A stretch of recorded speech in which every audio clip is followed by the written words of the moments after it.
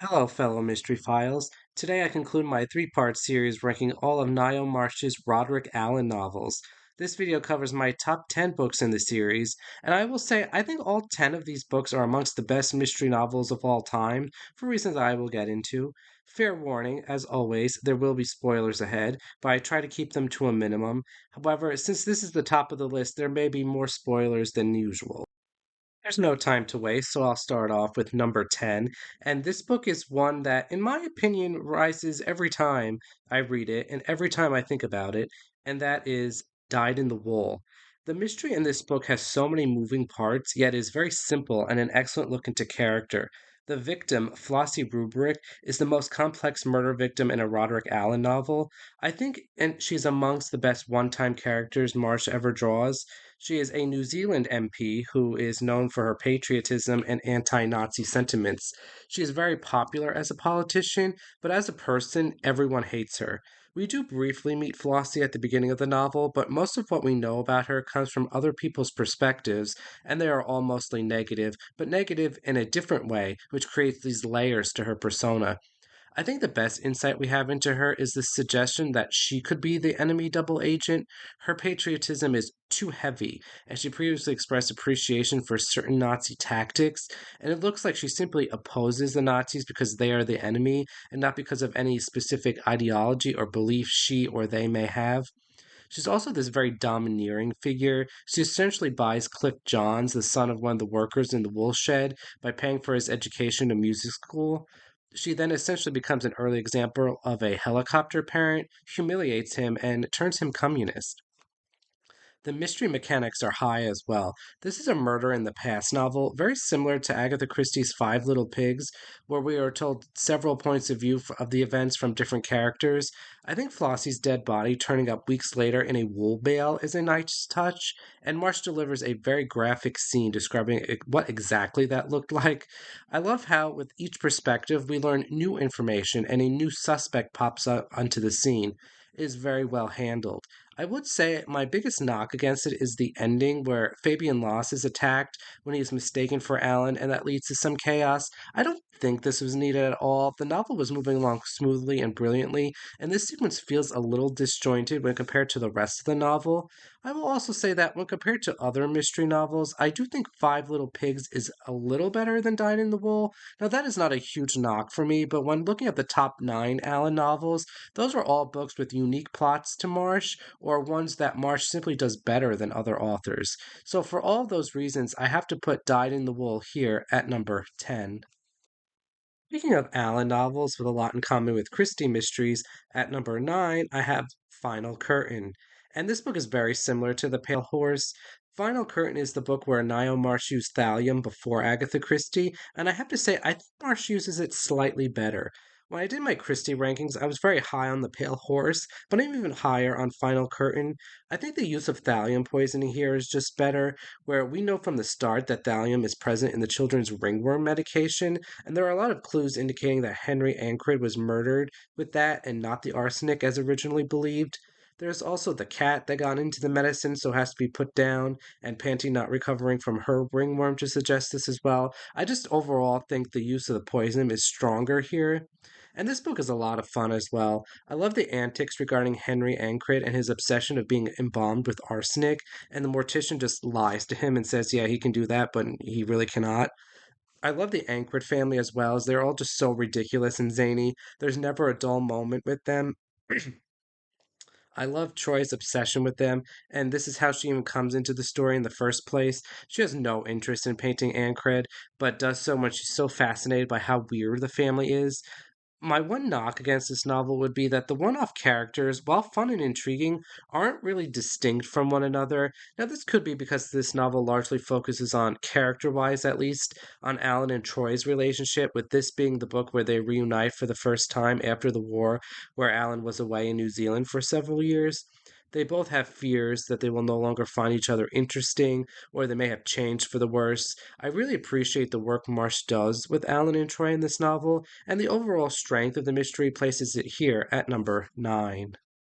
At number 8, I have a book that I consider one of the greatest, deepest explorations into characters in a mystery novel, and that is Death and the Dancing Footman. I think what Marsh accomplishes in this novel is nothing short of brilliant. We have a house party assembled for a weekend where every person in this party absolutely loathes multiple other people present. What I love about this book is that Jonathan Royal assembles these people together purely to see how they react amongst each other. And this is a bit of breaking the fourth wall and ripping away the screen of what mystery writers like Ngaio Marsh love to do. We have brothers Nicholas and William Compline who hate each other. Nicholas is their mother Sandra's favorite, but William is the more devoted son. There's Dr. Hart, who hates Nicholas because he may or may not have had an affair with Hart's wife, Madame Leese. Hart is also the plastic surgeon who botched Sandra's facial surgery earlier in his career, which led to her becoming a recluse. There is Cloris Wynne, who recently dumped Nicholas for William, then falls in love with Aubrey Mandrake, and whom Sandra hates. Finally, there is Hershey Amblington, who hates Nicholas and Dr. Hart. All of these people create drama and suspense, and it's just fascinating how they interact. This is even lampshaded when they all discuss how they would react should a murder happen, and then when it does happen, they all act in a completely different manner than what they stated. The mystery is very strong as well. It's one of these the murderer is actually the person who had attempts on their life twist, which we see a lot in the Golden Age, but Marsh doesn't use very often, and she does it very effectively here. The killer really sets it up to make it look like it's impossible for him to do it.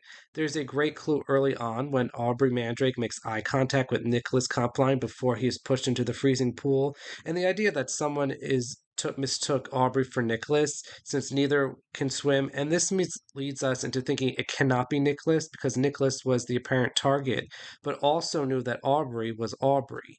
The reason why I don't have this book higher on the list is because I think the ending isn't very strong. I don't mean the reveal of the killer, I'm talking about the way it unfolds. This is one of those Allen novels I talked about previously where Allen needs to have the physical clue to make the arrest, so Marsh just throws one in at the end very quickly to wrap things up, which I'm not a fan of. The ending is very rushed, and there's barely any Allen or Fox content in this book at all. I know it's the title of the book, but I'm also not a fan of this dancing footman nonsense. I understand why Marsh includes it because this novel is very dark and heavy, and she needs the comedic relief to cut through that. But the thought of this footman essentially doing the 1940s version of the chicken dance in the hallway outside a murder scene is just jarring, as humorous as it may be. But on the other end, I appreciate the mechanic of this and how it provides an alibi for Dr. Hart unexpectedly. I also like that we get cameos from the Copelands, who appeared in a novel I will talk about in a little bit. There's a lot going for Death and the Dancing Footman, but it's these slight flaws that prevent it from being higher up on the list, so it lands here at number 8. At number 7, I have a really underappreciated Marsh novel, an underappreciated mystery novel as a whole, and that is the final Roderick Alleyn novel, Light Thickens. This book is an absolute masterpiece that revolves around Macbeth, which is one of Marsh's plays that she produced on multiple occasions. It is so beautifully executed that I struggle to put it into words. In painstaking but never lagging detail, Marsh treats us to a journey through a production of Macbeth from the auditions to the rehearsals to the opening night premiere, all while setting up the murder so perfectly. We receive such a fascinating look into Macbeth, especially the fight scenes, which are extremely important to the plot. We deal with all the clashing personalities of these actors, and you can tell Marsh modeled them off of actors she worked with in the past. I love the return of Peregrine J. and the others from Death of the Dolphin, whose stories are further fleshed out in this book. The murder is so gruesome and chilling, where the actor playing Macbeth is beheaded for real and his real head is impaled on the spike and used as a prop for the remainder of the play. It is brilliant and, quite frankly, shockingly convincing. The readers are left baffled as to how this could have happened, that it distracts from the solution that has been right in front of their eyes the whole time. We know that Niall Marsh had the concept for this novel for years and worked on it for a long time, and all of that hard work really paid off here. Everything is intricately plotted, and there's not a single misstep. The reason, however, why Light Thickens isn't higher on the list is because the top six to me are just more iconic in my opinion, and they are also very well plotted.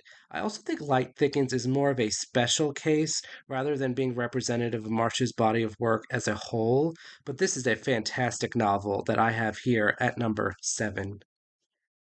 Now, for number six, and I think this may be an unpopular opinion, I see this novel very often criticized, and I think that is simply because it's a later novel and one that isn't as well known. But at number six, I have Grave Mistake. And this is another underrated gem filled with lots of humor. The victim is Sybil Foster, a selfish hypochondriac who is really something else. I love how she's just so blissfully delusional about things. She has a fight with her gardener, and she doesn't want to fire him because he's a longtime servant, but then he just drops dead and her problems are solved, which I've always found hilarious. I also like how she checks into a clinic to avoid dealing with her stepson Claude, who is an ass and keeps popping up all over the place to pester Alan and Fox throughout their investigation. This is a pretty strong country village mystery that we don't get very often in an Allen novel, although three of my top six are country village mysteries. There's a lot of the typical tropes, like a close circle of suspects, wills, inheritances, forbidden love, broken hearts, and all that. March does a good job of creating a solution where anyone could have done it. Now, most mystery novels are like this, but in this case, there really is no prime suspect for most of the book. For me, there is one flaw with this novel, and it is one that I think most people would not care about, but for me, I do. And it's that the title of this book spoils the plot. The titular grave mistake refers to Sybil's grave, and if you're someone who notices the titles of books very closely, it is a dead giveaway the killer is Bruce, the new gardener. Bruce is asked to dig Sybil's grave, an act he takes a very long time to accomplish, and this is very clever. It takes him so long because he digs the grave twice as deep so he can hide Claude's dead body underneath, but he tells everyone a very obvious lie which gets him caught. I love this plot point, but the title ruins the shock quite a bit for me. Had this book had a completely different title, it wouldn't be a spoiler, and it might have been higher up on the list. But it is because Bruce is the only character associated with the grave. But this doesn't really hurt an otherwise fantastic novel, so I placed it here at number six. At number five, I have the highest ranked novel that I think is an underrated gem by the community, and that is The Scales of Justice. There are so many things that elevate this novel to the top of the list. As I've said in previous videos, I love mysteries set in the aftermath of World War II, like this one is.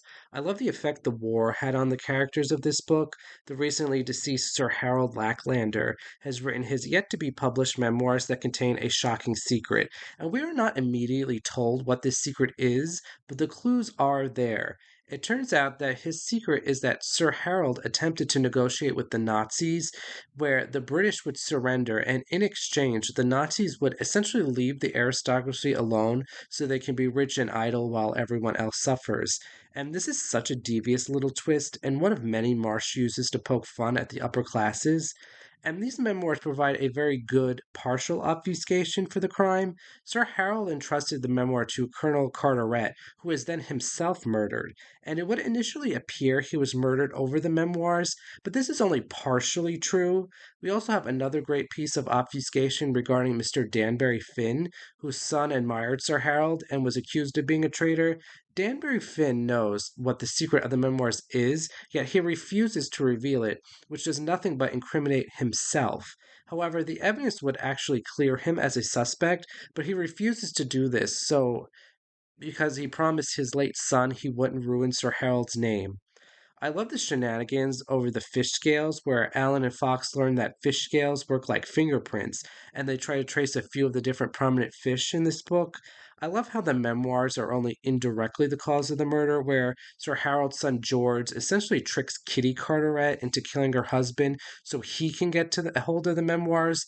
I love how Kitty and George conduct their affair under the guise of playing golf, which I can't help but to think is a little dig at Agatha Christie, whose first husband Archie did the exact same thing. Really, from start to finish, this book is just a wonderful mystery story with a very strong plot, characters, and entertainment value, so I placed it here at number five. At number four, I have another book that has a lot of humor at the expense of the aristocracy, and that is a very controversial one, Surfeit of Lampreys. And I know this book is hotly debated by Ngaio Marsh fans who either love it or hate it with nothing in between. And as you can tell, I love it. The Lampreys are probably the best family Ngaio Marsh ever created. They are so crazy and so ridiculous, yet so believable and lovable. I like their money woes that are always solved by some relative up and dying randomly. Their antics are hilarious. I love their over elaborate charades games. I appreciate just how much they ignore the social norms of a family in their position should act. Each member of the Lamprey family is uniquely zany, yet they are a cohesive family unit. Aunt Violet and Roberta are also fantastic characters. I love the way Aunt Kit disappears randomly throughout the story, and we hear like how one time she got locked in a train bathroom and traveled across the country because she just wouldn't yell and speak up to get out. We really get the feel of the Lampreys from Roberta's point of view, and I think she does an excellent job of detailing just who the Lampreys are and why they're so lovable despite their many, many flaws. Aunt V is into witchcraft, which plays out in this very creepy sequence of events towards the end of the novel where she wants to chop off Uncle Gabriel's hand as part of a ritual. The mystery is very strong as well. I love the gruesome murder of Uncle G, who dies after being pierced through the eye with a skewer, like in the biblical story of Jael and Sisera. There's a lot of good cluing with the elevator positioning, and this is normally the kind of clue that I would find boring, but Marsh handles it very well without getting overly technical. Giggle and Tinkerton not only have fantastic names, but are wonderful murderers, as they fall into the typical servant class of killers. I think their plot is devious, clever, and plays very well into Marsh's love of Shakespeare. I think the ending is very good here, where, in something of a rarity for Niall Marsh stories, the Lampreys imply they are going to change their ways, and we never receive confirmation of this, but we do later see Michael Lamprey join the police force, and the dawn of World War II is upon us, and that sort of looms over everything in the novel, and the Lampreys do say that because of the war, they are going to have to change, so I think we can safely assume they did. And I know this book is absolutely despised by some fans of Roderick Allen, and I have to be honest, like, I don't even understand why that is. I strongly disagree with that assessment, so I placed it relatively high here at number 4. Now, these top three novels were definitive for me, and they're generally considered to be the best Roderick Allen novels. All three come from a time when Niall Marsh was at her best. In fact, these three were published chronologically in a row. They are books 6, 7, and 8 in the series, but I actually ranked them in that order, spoiler alert. So here at number 3, I have book number 8, Overture to Death. I have so much fun reading this book. The characters are so delightful. Miss Idris and Miss Campanella are very clearly thin parodies of Dorothy L. Sayers, and quite mean-spirited at that, but they are very fun characters.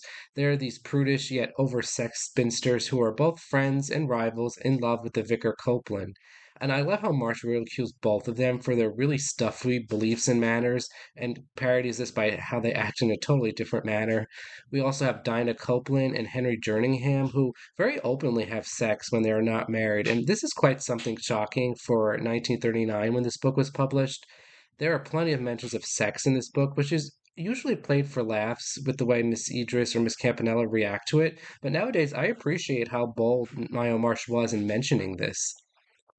The mystery is fantastic as well. I love the murder weapon of a pistol rigged into the piano in such a way that the pedals will activate the trigger, which kills Miss Campanella, and we have some great clues along the way. I love this bit with the onion that Alan plays with. He keeps bringing it up in a joking manner to Fox and Bathgate, and they find him really strange when he does this, and they don't think anything of it, but it turns out to be a very good clue. There are a lot of psychological aspects to the characters, such as the Jerningham stoic behaviors, Reverend Copeland's handling of his pursuers, and the likes.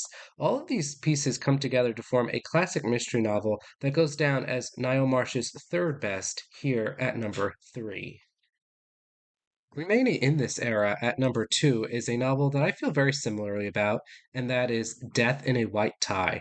I love how Marsh crafts his story centering on the world of debutantes and coming out parties, with the elaborate and elegant settings and wealthy Londoners oohing and eyeing, while other characters like Agatha Troy just completely trash the concept altogether. I love all the shenanigans that happens at this party, with the blackmailing and how everyone is so concerned over their own petty issues they completely neglect the girl Rose, whose party it is, and is the one being brought out. She fakes a toothache just to get out of the party, which I can kind of relate to be honest. We have just a delightful cast of characters here who provide both laughter and intrigue in fantastic ways. The mystery is one of my favorites, where Bunchy Gospel, a beloved friend to all, and especially to Alan and his mother, is choked to death in the back of a cab with his own cape. And this is just another absolutely gruesome and heart-wrenching murder. Alan reacts with vengeful fury, and I wish he acted this way when Fox was poisoned at death at the bar. I think that would have elevated that novel quite a bit. Alan's emotions are really on the forefront here, not only over Bunchy Gospel, but because his feelings for Agatha Troy are heating up even further. I am not generally someone who appreciates romance in a mystery novel, but I enjoyed this multi book storyline of Alan and Troy's courtship. It's very unique. This is happening around the same time Lord Peter Wimsey is involved with Harriet Lane, and Alan and Troy are the superior fictional detecting couple, in my opinion, and it's not even close. Typically, at this time, detectives were not allowed to have personal lives. They existed for the sole purpose of restoring order and solving crimes, even to the sacrifice of their own lives. They were not allowed to be emotional. Yet, Alan is just all topsy turvy over Troy. It's such a realistic portrayal, and one that was quite revolutionary for the time. There are so many great clues in this book as well. I love when Fox jokes that the cape might as well be in China, only for it to turn up in China at the end of the novel. I love Bunchy's last words. They're sort of his last words anyway, that the blackmailer might as well mix his brews with poison, referring to a doctor potentially who would mix tonics. I love how Dimitri, the caterer, is revealed to be the blackmailer pretty much from the start of the book, and we have to figure out who his partner is. I love how Lady Corrado spent tens of thousands of pounds to keep her secret, and then when it's revealed, Alan basically just says it was a dud and she wasted her money. Death in a White Tie is such a classic mystery novel, and one that's nearly flawless in my opinion, so it belongs here at number 2. And now for the top spot, and this was always the book I knew I would place here. No other book crossed my mind, and at number 1 I have Artists in Crime, the first appearance of Agatha Troy. For me, this is the book where Marcia's skills as a mystery writer really take off, and she never looks back. Her first 5 novels had some serious flaws, but from this point forward, her quality skyrockets. The opening chapters are fantastic, with the budding romance between Alan and Troy on the ship back to England. Like I said earlier, we just don't see many emotional detectives in this era, either male or female. So to see Alan in this way is really something else. It feels like a very modern romance where both Alan and Troy are unsure of their own feelings and each other's feelings. Alan wonders if he's insulted Troy, and Troy wonders if she was too rude to Alan. They both fall smitten with each other, then hate each other, and then who knows how either of them feels. And this all comes to the forefront when one of Troy's artist models, Sonia, is murdered. And Alan and Fox are naturally called to investigate this because Alan is staying nearby with his mother, Lady Allen, who is a fantastic character I wish we saw more of. Her obsession with Agatha Troy's works is one of the brightest spots of a novel filled with bright spots. The mystery is Marsh's best. Sonia, the model, is stabbed after someone rigged a knife under her bench, so when a student pushes her back into place, the knife stabs her through the back, giving her a very artistic and gruesome death. There's also a second, even more gruesome death toward the end of the novel where a student is force fed hydrochloric acid. The killer is Valmy Seacliff, who might just be the most ruthless killer in a classic mystery novel. She's an absolutely brutal young woman who is driven purely out of spite and petty hatred. What makes this book stand out even further, in my opinion, is how Marsh combines the mystery plot with the Alan Troy romance. Alan has to consider Troy a suspect, and he searches through her underwear drawer at one point, which is a little cringe, but it's also kind of funny. Troy begins to hate Alan because she generally doesn't like police officers and opposes capital punishment, and the two wind up working well together by the end of the novel. I love when Alan asks Troy if she has any guesses as to who the killer could be, and she does guess correctly and say Valmy because Valmy is the only person she knows who is evil enough to commit murder in these vicious ways. Artisan Crime is a fantastic mystery novel. It is March's best novel and earns the top spot here at number 1.